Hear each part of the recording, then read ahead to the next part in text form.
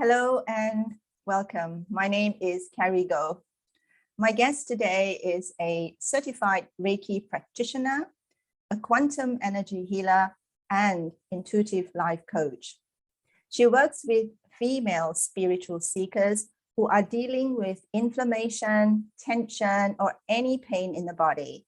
She addresses healing on all levels, including the mind, body, and spirit. A big focus of her work is on self-care, self-love, and learning to truly listen to the human body. Welcome, Amanda Meuleners. I hope I pronounced your name correctly, Amanda. Meuleners, but very close. Welcome to the show, Amanda. Thank you. Okay, now first up, would you, Amanda, give us a bit of a background as to how you got so interested in the healing arts? Where did that motivation come from? Sure. So I was kind of starting to dabble in the idea of manifestation. That's the first ever kind of spiritual thing that I kind of started getting involved in. And at the time that I started getting involved in manifestation, I actually manifested a job that I was very excited about. It was in career counseling. Because I have my master's in career counseling, psychology with an emphasis on career counseling. So I was very excited to have a job in the field. So I worked there for 4 months. Sorry, I only got to work there for 4 months. Yep. And then I was diagnosed with cancer. Oh. So I was diagnosed with acute myeloid leukemia in July 2017. And it was absolutely terrifying, as you can imagine. And was there no shock. symptoms? Well, it would have been a shock if you had no symptoms before that. I did have symptoms, but the doctor kept telling me, reassuring me that it wasn't anything serious. I had bruises all over my legs. And they kept telling me that I was taking too much Advil or something, which I really didn't take that much. So I was kind of confused, but I was like, okay, I'll stop taking it.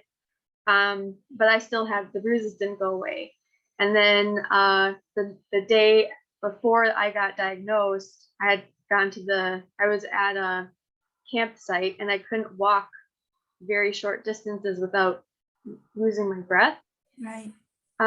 So I was having trouble breathing. So I added that to my list of symptoms. And then I went back into the doctor the following day and I got tested. She ended up testing my blood because of my symptoms and went home and got a call and found out that I needed to rush to the hospital because all of my platelets were really, really low. My hemoglobin was low. That's why I couldn't breathe. And my white blood cells were all weird looking. And so they told me over the phone they were worried about leukemia. And I just at first didn't believe it. I was like, there's no way. There's no way I have leukemia. That's not a real thing. I thought that was just something that happened in movies. I don't know. I just didn't think it was real. So when I got there and found out that it was that, I was in absolute shock. I bet you were. So, yeah. With this sort of diagnosis, it's not the most pleasant job of the doctor to be telling anybody that they've got this sort of a disease. They usually follow with some kind of a prognosis, like what is your chances of recovery? Did your doctor reveal something like that to you? They told me that what I was told, at least what I remember, because I'm sure I blocked a lot of stuff that was either said or whatever, so I was kind of traumatized. What I remember them saying is that acute myeloid leukemia is very treatable. Okay. So I was kind of hopeful, and even though it was very scary, I was afraid of the chemotherapy. I was afraid of all that stuff. I was crying a lot. Anytime anyone asked me, I'd be like, no, I'm going to live. I'm going to get through this. I'm going to be fine. And so I kind of really believed that. And my first round of chemo was super easy, especially when I compare it to the ones that came after. But this one, there were barely any complications. I never got sick. They always show you in movies how people throw up, lose their hair, everything. I lost my hair, but I never got sick. I was able to eat the entire time without an issue. I didn't get, they always talked about mouth sores during my first round. Right. No mouth sores. So no horrible side effects then. So it you managed okay. So how long did that go on for, the treatments? So all of my treatments in total, about 2 years or so, because I got done with all my first chemo treatments. And then they did something called consolidation chemo, which is like basically 3 more months of chemo, where you go to the hospital, you get the chemo, and you go home, and you have to have blood transfusions and all that fun stuff. As soon as that was over, I ended up relapsing about 6 months later, in July again. So it was another summer of being in the hospital. So I went through another round of chemo then, and that one was a little bit worse. And then I was told I had to get a bone marrow transplant, which I got cells from my sister. So I now have her immune system. And in order to get a bone marrow transplant, I also had to have more chemo, really, really, really hardcore chemo, because I had to wipe out my entire immune system so that I could replace it with hers. And that was terrible. And I ended up in the hospital way more than I was supposed to be. It was supposed to be kind of like an outpatient thing. You go in, you get the chemo, you're in the hospital for the chemo, then you get the transplant, you get to go and stay in an apartment or somewhere close by the hospital, and then you go back every day for checks. But instead, I ended up having a heart attack on the day of my bone marrow transplant. And so I ended up being in the hospital a lot more. I was in ICU, all this kind of thing. And then after that, I thought, okay, well, I've had this bone marrow transplant, everything's going to be fine. Everything's going to be wonderful. And then I got something called a sarcoma, a couple of them actually. Sarcomas are like basically bulging areas on your skin. I had one on my forehead right here. I had one on my chest, and I actually had one on my spine, but it wasn't bulging. I could just feel it. It was causing shooting pains to go down my leg. I ended up having to go to the ER in a hospital that's about an hour and a half away from me, and I had to go in an ambulance because I couldn't sit straight with the pain that was happening. So then I ended up going through 5 rounds of radiation therapy. And then my doctor said I needed more chemo, which I really didn't want, but they insisted basically that I needed it. So I agreed to it, and it was the worst one. I ended up in the ICU. I almost died. It was really scary and terrible. I was depressed the entire time. Obviously, I made it through that too, because I'm still here. But it was definitely terrible. And after all of that, I had to go to, I just had to not do any more treatments. My doctor said she wanted me to continue treatments on something I call forever chemo. I just call it that. That's my own term for it. And it basically just means that they would have put me on a low dose chemo until I die, basically. Are you saying that after the bone marrow transplant, there was no improvement? There was improvement. So after they got rid of the sarcomas, which are basically meaning that like there were still some cells hiding, right, in my system. So my immune system was actually taking care of it. My new immune system was taking care of all of the cancer, right. but there was some hiding that ended up showing up in these lumps. Gosh. And the radiation took care of that. So really, when I think back, I probably didn't need the really bad chemo because the radiation had taken care of the sarcomas, and that would have probably been enough. So how much of a painkiller were you on then? It sounds like quite a stressful time. It's not just mind, but bodily pain. You would have had to go through a lot of physical pain, wouldn't you? Mm-hmm. Yeah, the sarcomas were the worst. I don't like taking high, what are those called? The narcotics. I don't like narcotics. They make me feel really sick. So I don't ever take them. But during that time, the only way that I could even function at all was to take a narcotic. And it made me like morphine. Are you saying is morphine one form of narcotic? It is a form of it. I can't remember which one I was on. I think it was an oxy something. But it made me sick. So I didn't eat anything during that time because I felt so sick all the time. But as soon as the radiation started working, I immediately got off that drug. So it was very unpleasant, an unpleasant period of time. So then my doctor said she wanted to put me on that forever chemo, and I ended up saying no. And it was because my entire being, not just my body, but my mind, my soul, everything shouted, absolutely not. My body cannot handle this anymore. So I said, no, I'm done. And she kept pushing and said, I'm sorry, but you need to do this. And you shouldn't leave. You shouldn't do anything. And I told her no. I fired her that day. I said, I'm never talking to you again. And I hired a different doctor, and she was actually very supportive of me going on a trip because I wanted to leave. I wanted to go on a little hiatus and do a raw vegan retreat. Whose idea was that? That was my idea. I'd been wanting to treat myself naturally the whole time, and I didn't want to get the bone marrow transplant actually. I did that for my family, and so then I felt like I finally had the chance to heal myself. So my husband, being a big meat eater and definitely not anywhere near vegan, he agreed to go with me on this trip. So he took off work and we just left, and we went for 3 weeks to a raw vegan retreat. And it was very focused on mind, body, and soul. Right.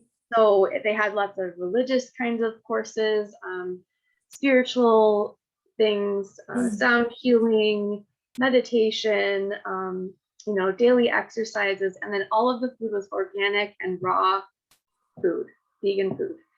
And there was no salt, no oil, and no sugar. And it was at first really hard because most of us are so used to eating salt, oil, sugar. You always have those things in almost all the foods that are out there. Plus, just eating raw all the time was very hard too. I mean, we would have salad for breakfast, which seems very strange to me. But we did. And eventually, after about, I would say maybe a week, we started to actually crave the food. So instead of craving like a hamburger, we would crave a cucumber or whatever. So it was very transformational. There were a few times where there was a class that was kind of based off of a book called Radical Remission. I don't know if you've heard of it, but it's basically talks about all these different stories of all these different people that got themselves into remission by drastically changing something in their lives. But also each of these people had a very strong reason to live. And when I was at this retreat, like I wasn't sure whether I was going to live or not. My doctor kind of told me I wasn't. I wasn't sure when the cancer was coming back. I just didn't know. So I felt like I was sort of just waiting until that moment, when I'm going to find out, am I going to die or not, And we got to this point in the retreat where every Friday morning they would do this thing where we couldn't eat breakfast until everybody got together, and then they could tell their stories if they wanted to. People could tell their stories, and then and that was kind of the thing. And the first Friday, I was too scared to do it, and probably too weak. I still was in a wheelchair from being that chemo. But my husband went up and he told his side of my story, and everyone was in tears, including me. Oh my goodness, God! And it was it was just so touching. And then the following week, I finally had the guts to get up there. And I went up and I started to tell my story. And I was saying that, in meditation on this retreat, I've been having these visions of me playing with my niece when she's older. Because at the time she's, I don't know, maybe 1 or 2. And I was having these visions of playing with her when she's like 7. It's like 7 years from then or so. And I was like, that was my reason to live. And I told everybody at the center that day, I was like, I thought I was just waiting to die, and now I found my reason to live. Reason to want to, being there for my niece and being there as she grows older and seeing what kind of woman she turns into. I even saw a vision of her at her wedding, and every single person in the room stood up, and I was in shock. I could not believe it. I didn't know why my story was so special, that all of these people would just stand up. And I I couldn't believe it. I cried. I had chills all over my body. Like, it was just absolutely amazing. This is another thing I thought only happened in movies, right? Like a standing ovation, like you're in the Yeah, Oscars. it was a standing ovation. Everybody Oh, stood and wow. clapped. And Because you were speaking from the heart, you were being vulnerable, and that's a true gift. That was the shift then. So Yep. the retreat helped you feel better. And then Mhm. you knew there was something about natural healing, or was it the diet that you focused on at the beginning, the change in diet perhaps? It was everything. I mean, I think that it takes all of that to really create a huge shift. Because since I finally found my reason to live, which she was my first reason to live. Now I've found many others since Yes. then. Yes. But I found my reason to live, and I drastically changed the way I was eating. So before that, I had been eating kind of a junk food vegan diet, because I decided to go vegan after I got diagnosed. But I was kind of doing a junk food, not eating the super healthy stuff. And then we went down this raw vegan retreat, ate super healthy. I got so much of my strength back. I was walking by the end of the trip again. I was feeling a lot more energetic. I had a lot more energy. My blood numbers were changing, like in a good way.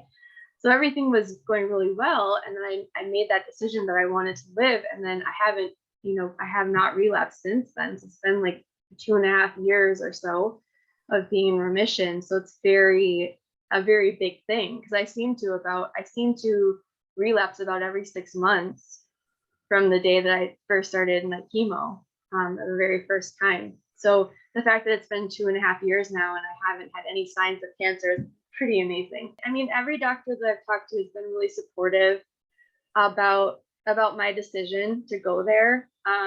And the one that I switched to before I left, she was like, you need to decide whether you want to spend your entire life on treatment or if you want to live some of it, you know? Yeah. And I just loved that. And that's why I kept her.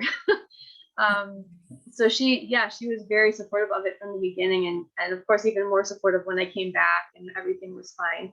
The only thing that I have another doctor, the one that I originally got the bone marrow transplant from, he was keeping tabs on me as well. And he said that he completely, was like wanting me to do it, but he said the only thing is he wanted me to get labs done. So while I was there, I was going to a lab every week, just getting my labs done to make sure that everything was still looking okay. Oh, what an amazing story. So when did Reiki feature in all of this? How did you get involved? Okay, yeah. So throughout my treatment, actually, they had Reiki offered in the hospital. So I had Reiki treatments regularly, and they were so just nice and calming, and I really felt like they were helping. I would always have the practitioner set the intention to have my cells come back quicker, because chemo will knock out all of your cells. And so I would ask for my cells to come back quicker, because the sooner my cells came back, the sooner I could leave the hospital. And I was just so sick of being in the hospital. So I would always ask them to set that intention, and I just feel like they really helped me, and they were really there for me almost the entire time. So going through that, I decided that I wanted to do that, right? So I took classes while I was going through treatment, and I got certified. And then I started to practice on mostly at first just friends and family, but I met someone through my cancer journey who was also had been going through cancer, was a cancer survivor, and was dealing with a lot of other health issues. And I started doing regular treatments for her. So she was actually my first paid client. Wow. And she's still with me. She's still stuck with me this whole time. So she's just continued to be around. And then I also eventually met this group of people in a group called Healers Rising. In short, we like to call it HRA.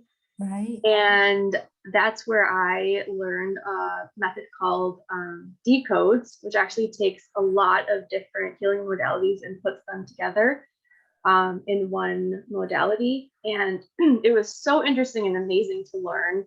It takes like science and past life regression and energy healing and emotional release and a lot of different tools and things together, and brings them all together to really give some great healing results.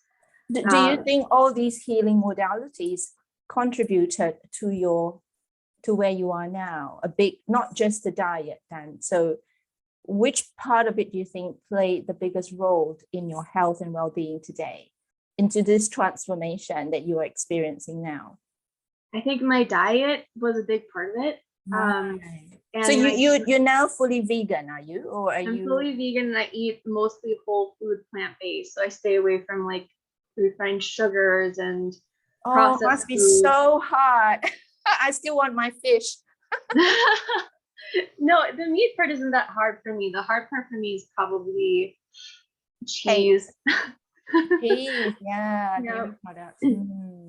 Yep, I crave a regular mozzarella pizza all the time, but I just tried to stay away from it anyways. But yeah, I think that, and just the idea that even after all of that, I've now figured out what my actual calling is. And that's another, I guess you could say, attachment to this life, you know? So I'm here to stay, and I'm not, I'm no longer worried or thinking that, I'm going to die or that cancer is going to come back. That's no longer even a fear for me. And that's just been really wonderful to let go of that fear. Wow. I'll share a couple of things right now. One thing is, I've learned how to figure out what is my energy and what is someone else's. And I didn't know that was even a thing. I had no idea that I was holding on to other people's energy and it was causing problems in my body. And when I learned how to deal with that, I'm actually able now to send pain back like this. Like with literally the snap of my finger, the pain is gone. Wow. And I've had this happen with clients too. The same thing. I'll just I can get their pain to go away that fast if it's not theirs. If it is theirs, I work with them to get rid of the pain. So it happened with I did a session with my aunt when I was going through my practicum, and we found out that there was some emotion stuck in her hip because she was having lots of hip pain. Right. And as soon as I pinpointed that, she started to cry because she was already starting to release that emotion. All it took was realizing that it was there. And then I walked her through emotional release to get rid of the rest of it. And it was gone. She told me weeks later, my pain is gone. It's still not there. Amazing. Is this what you talked about, decode technique that you learned from Healers Rising? Is this the decode method or is this something else? It's part of it, yeah. Okay. Oh, great. So that brings us nicely to your business, which is called Dragonfly Lotus Healing. What an interesting name. So what's the story behind the name? It took me so long to come up with that name. I mean, I've heard some of your other interviews say how important it is, how important the name is. It really is. Right. Because once you choose it, you're kind of stuck with it, right? Because you don't want to continue Very to change it. So it took me a long time to think of a name, and I really resonated with the idea of the dragonfly and the lotus flower. Lotus flower especially because it grows in it can grow in these like mucky, kind of gross, swampy areas, but it grows and becomes this beautiful flower, and it blooms anyways, So we can always be in these dark, dark places, but that doesn't mean that we can't bloom and become something beautiful. And so that's what I really love about the lotus flower and why I picked it to be part of my my logo and my name. And the dragonfly just has a lot of, I just really connect with it. There were times during my treatment where we were all kind of locked up during the COVID lockdowns. And I remember sitting out on my patio, and I saw this dragonfly just flying back and forth right in front of me. And I just kept watching it, and it brought me this sense of peace and calm that and now every time I see a dragonfly, I feel that same sense of peace and calm. It's almost like they're a spirit animal of mine or something. So I definitely connected with dragonflies, and so I decided to put those two together and just kind of a transformative sort of name, because that's what I'm all about, is transforming people's lives. Oh, beautiful. Thank you for sharing that. So you've got over 700 members in your Facebook group in a relatively short time. No small feat. Yeah. So what do you talk about? You've been busy. What do you talk about in the group to keep members engaged? Right now, all that I did to get people to come was to kind of talk about my business in different areas. So I'm a part of a lot of other spiritual groups, and I posted on my normal Facebook page. And just if you're interested in healing, if you're interested in tarot cards or spirituality, like join my Facebook group. And I had more interest than I thought I would. I was kind of surprised. And then people just kept filtering in after that.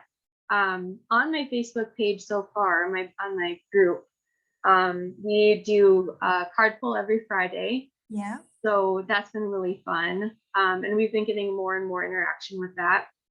I'm actually planning on doing some live card pulls every Tuesday, probably starting next week, actually.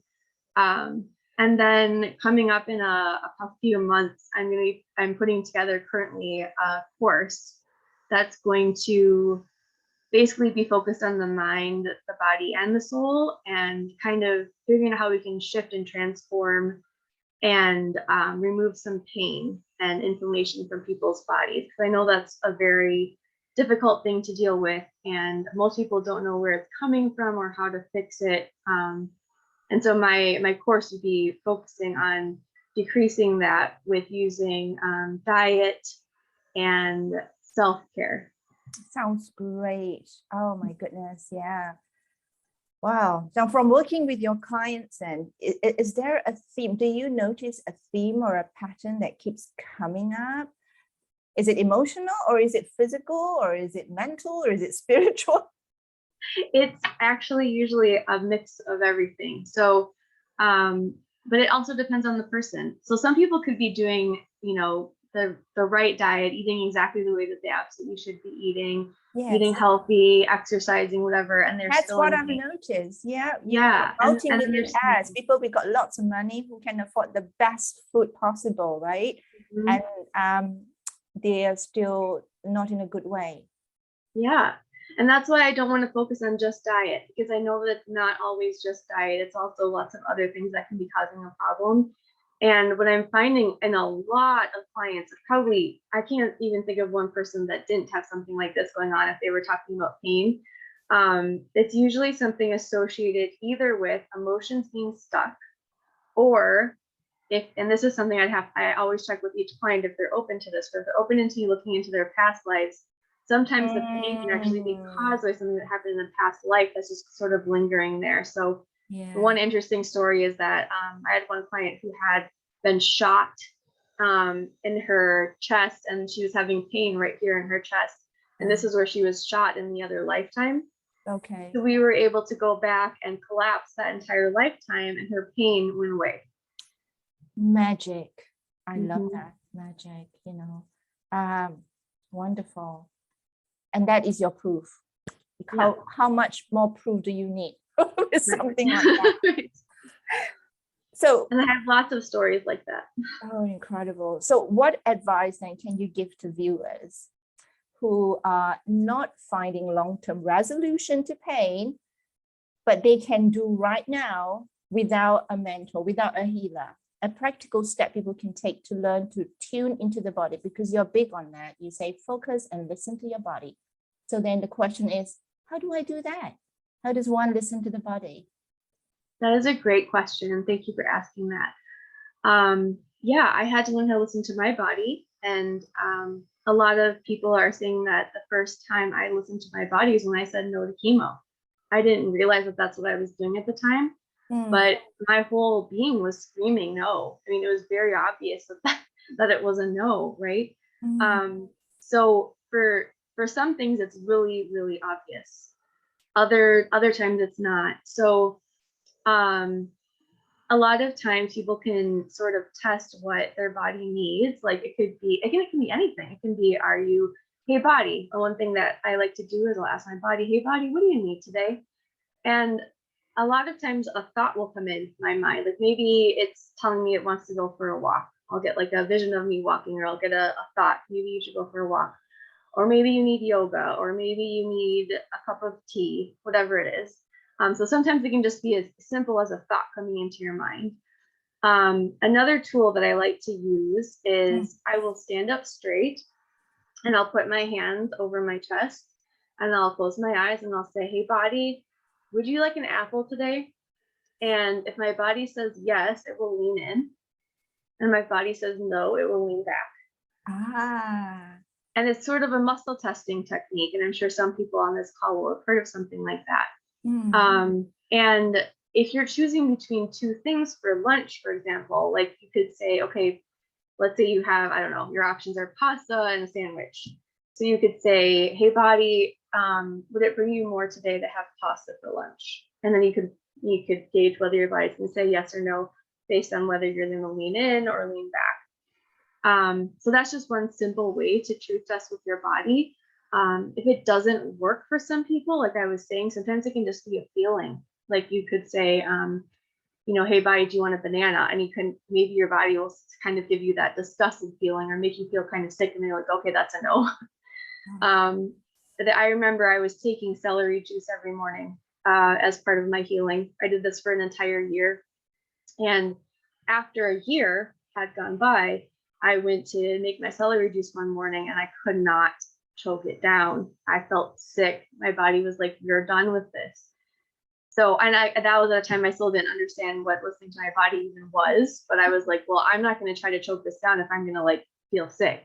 So I stopped drinking it for a while and my body just needed a break from that, So that was a good realization. And it's also a good way to kind of gauge what your body is needing or wanting.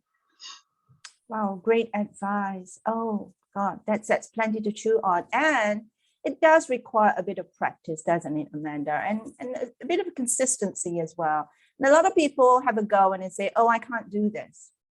Yes? Yeah. Because anything new is going to take a bit of a time.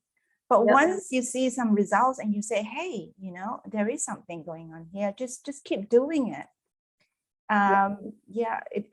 Practice makes perfect, people. And just think about the value that you can pretty much look after yourself. You don't need to run for help if you have got the tools, which are not that difficult. Right. Yeah. So thank you for that wonderful advice. A very useful reminder for everybody. So Amanda, I wish you every success in your business and your personal goals. And Amanda's website and her Facebook details I have left in the link below. So please reach out to her. She's got magical powers. Look. It's a joy to have you on the show. Thank you, Amanda, for coming and sharing your story and helping to make this world a better place. Thank you so much. Thank you, everybody, for watching. Bye for now. I'll see you next time.